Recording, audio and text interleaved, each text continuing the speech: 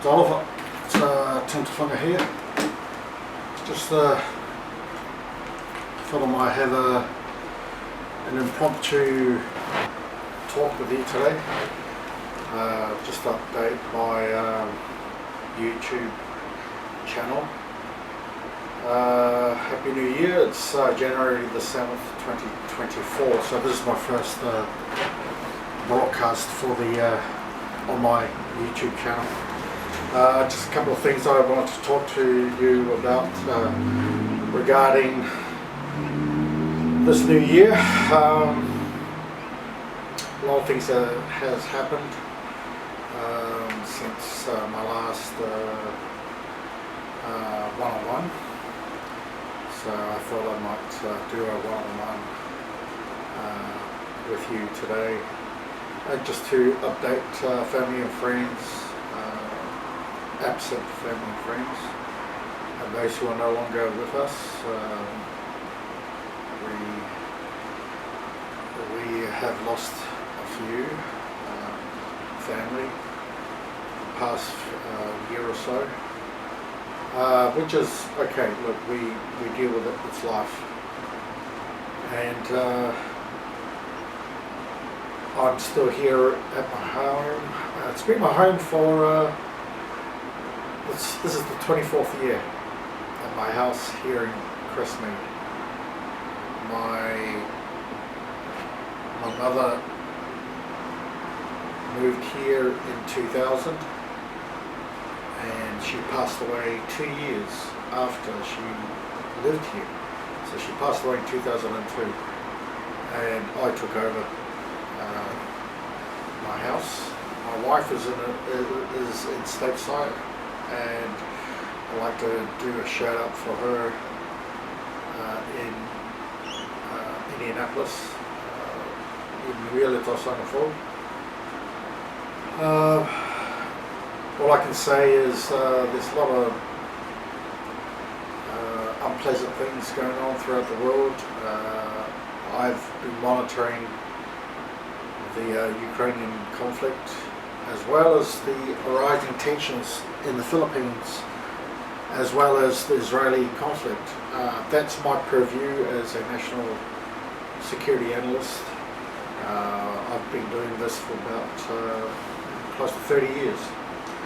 And I've been writing articles on my Blogspot. My latest Blogspot is Tim Brian Tufuga 2024 at blogspot.com. All my previous Blogspots are all designated according to the years. So my previous Blogspot for all my articles and blogs on national security matters is on Tim Brian Tufuga 2023.blogspot.com. So you will find a few articles that I've written. I've written articles, what year is it now? What decade? For a number of decades, way before the Ukrainian conflict, way before September 11. I've been writing military conflicts, terrorism conflicts and issues. I've traveled extensively and been writing a lot of things associated with military intelligence, but I'm not a military person. So I'm a civilian, and I'm not signed up with any secret organizations, or pro bono national security commentator and analyst, because it's something that has always interested me in politics.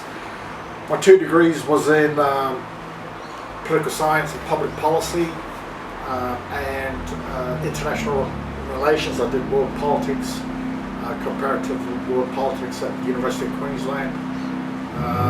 Not so well, but I don't really care. I'm a Samoan, multilingual, and I know what I'm talking about.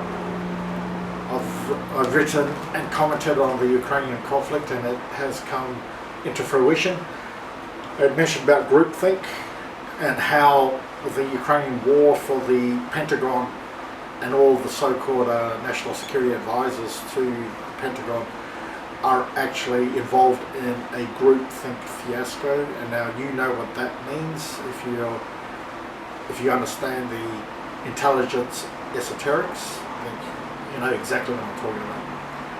Now, Janice Irving wrote a book called Groupthink, and that is very apt and applicable pertaining to the current American national security advice and their public policy or the foreign policy pertaining to the Ukrainian conflict and various conflicts throughout the world. Israeli conflict is a case in point in which probably the Americans are at least ideologically sound from their Judeo-Christian background, and of course their relevance to the Balfour Declaration, which is something that transpired after the Ottoman Empire was dismantled and destroyed and completely fragmented. That was in 1918 and 1917. The Balfour Declaration created the Palestinian state, which was essentially set up for the Jewish race. Now, that was the Palestine state that was created by the Balfour Declaration. And of course, that is at the back of the Pico-Sykes Declaration, which was the fragmentations of the Ottoman Empire to the present Middle East nations that we know of today. Now, I've written about this. You'll find that in my previous blogs, a number of years ago. I'd say about 2012, 2013, in my blogs back then. But that's a while ago, so you'll find that I dabble in a lot of national security comparative issues, so in a lot of nations. So that's just my background, my academic background from university, from Victoria University in Wellington, New Zealand, to University of Queensland, and to the Macquarie University here, University of Queensland at Brisbane, Australia, and Macquarie University in New South Wales at North Ryde campus in Sydney, New South Wales, where I was temporarily a Masters of Policing and Intelligence and Counterterrorism scholar at a postgrad, but that was put on hiatus indefinitely. Now it's 10 years later, a decade later, I'm still writing extensively on my own blogs, completely unaccountable to any governments, including the Australian government, because I'm a private citizen. So, you know, I've worked for federal governments and I've worked for state governments, and they've all censored me and booted me out because they don't like me. The Queensland Police have made my life a misery. The Queensland justice system have made my life a misery, but that's fine. My family, my wife knows what Queensland and Australian justice is all about, so we have to endure, persevere, and carry on. We've been subjected to a lot of, I've been subjected to a lot of prejudice and miscarriage of justice, but I have no one to turn to for help because I'm a Samoan and I'm a single person without my wife who is in America. Can't help it. So my family are all deceased. My mother's deceased, my father's deceased, my siblings are all overseas. I have no siblings here in Australia apart from my sister, and she lives with me. So those are my personal gripes that I have to deal with racism in this country. I have to deal with classism in this country. I've lived here for 42 years and still feel like I don't belong, but that is my personal experiences. In the meantime, I write about national security issues. Now this year is going to be a unique year for Samoans because recently I've been debating with a lot of people regarding my family background. Now I am a descendant of the Sāturi Tufuga family from Apia. My mother's father is Tawai Tufuga. His father is Leo Fionga Tufuga Liu Mavaenga from Apia. We are the descendants from Le Maota Poesi, or the descendants, direct descendants of Malietoa Talofa from his second wife, and his descendants from his second wife, and through the Sāturi Tufuga family. So that's my family. Now I've had to explain this extensively in the Facebook page of the Samoan Whakatanga. There have been some accusations of my falsehood, and I frankly don't care. I know who I am. I know my family. I know my genealogy. Now people would say that I'm a false person. I really don't care. Now my father, his name is the late Amituanai Lea Fionga Amituanai Whaimanu Tausisi Amituanai from Slate Lua village. My siblings all know who I am. They're my half siblings, not my full-blooded siblings. They're my half siblings. So my only full-blooded sibling is my sister, and she lives with me here in Australia. So these are the issues I've had to deal with. Now this year, the Sa Malietoa families, we have many branches, many Maotas. Now we are from the Maota Poesi, not the current Malietoa, who was the head of state of Samoa. He's from the Maota Botoa, the descendants of Malietoa Moli. We're not them, but it's Moli's brother. We're the descendants of Moli's brother, who is Malietoa Talofa's descendants. So that's the Maota Poesi. So, if you don't. So, as I was saying, now this is the other part of my story. In October 24th, 2024, Chogam is going to meet in Samoa. Now, the people who are converging into Apia will be converging onto my land, the Sāturi Tufuga land, and the descendants of Malietoa Talofa's second wife, our people, the Sāturi Tufuga people. Now that land that you're going to meet, of all the heads of government, will be on my land. Now those are our people. Now if you ever wonder what Apia is named after my village, my grandfather's village in Apia. So you're coming to my land. My mother was born in Asau, which is in Savaii. That's why I've got my surname Tufuga, which is named after my mother's maternal matrilineal heritage and her mother's village of Asau in Savaii. So my father's village in Salai Lua is also in Savaii. My mother's village is also in Savaii, which is Asau. Her father is from Apia village, in which the capital of Samoa is named after, right there in Samoa, the capital of Samoa. Now, my mother's father, his name is Tawai Tufuga. His headstone is at his village, in front of his house. Now I've been there, I've visited Grandpa and my family there, my extended family there in Apia village.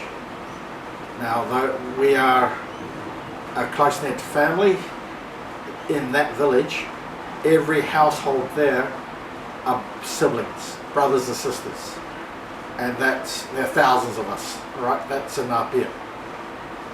We're very few and far in between right here in Brisbane. We're not that close. Now this is part of the diaspora of the Samoan family and the Samoan people. We're all over the world. But one thing is for certain. Come Chogam, October 24th, 2024, you are converging onto my land, on my family's land. So there you go. So if you don't want to turn up, that's fine by me. But you are coming to my land. But I live here in Christmead. Lived here for most of my life. My mother and my grandmother are buried here at the Beanley Cemetery. So this year is going to be a special year. So Chogam is going to be a big year, and at the same time, BRICS has expanded, and they're having BRICS in Russia at the very same time in a place called Kazan. So Kazan, President Putin would be meeting there. Now that was quite interesting because President Putin came here to Brisbane in 2014 for the G20. I wrote an article on G20 regarding the security details for the G20 when I was doing my Masters Policing Intelligence and Counter-Terrorism at Macquarie University. Now I wrote about that and about Kettling defence, Kettling security by the police regarding potential riots by anybody.